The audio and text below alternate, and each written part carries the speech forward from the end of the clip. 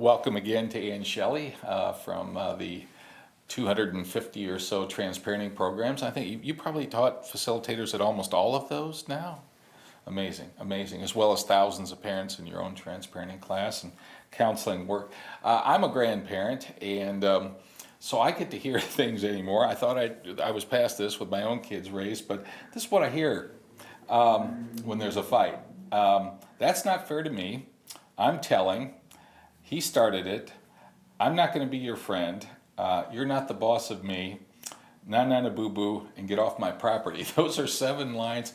And when I work with more challenged, I'll put it that way, they're good people, but they're challenged, they're stuck in the old divorce, and I look at their docket sheets and naming the names of the motions that they filed in court, you know, they all fall under one of those 7 categories. I'm going to run, I'm going to go tell, I'm going to go to the authority figure. What do you think? What's going on here that otherwise heroic people who would do anything for their kids really are caught in kind of a petty place? I think definitely one of the things that causes very well-meaning parents, very compassionate parents, to be stuck in the pettiness of those type of comments and those type of arguments is the grief process.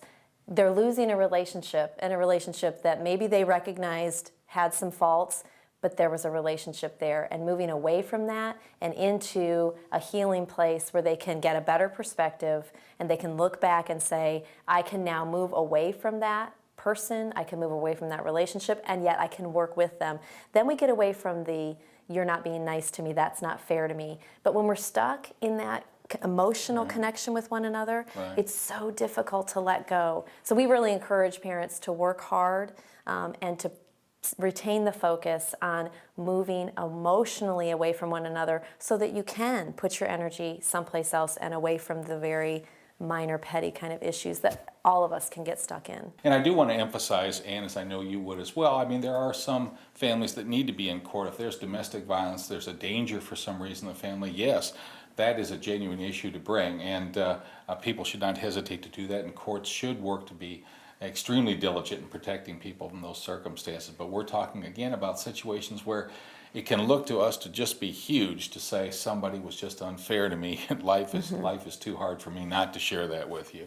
And one of the things that I think can define that move is heroism, isn't it? Because grief is not something I'm going to do Tuesday afternoon. Absolutely. This is, my barber says, it's a 5-year process, really, 5 years before really we are through this, and we're never quite completely over the losses that come with losing this person we were going to be lifelong friends with, and we were going to grow old with, and we were going to care for each other with, and we were going to help each other in sickness and in health. And but in any event, this is what makes it heroic, is that it's not easy, and it's while we are suffering all that we need to be these rescuers of our kids to give them the best childhood that they can have and the closest approximation to what they would have had if the marriage hadn't failed.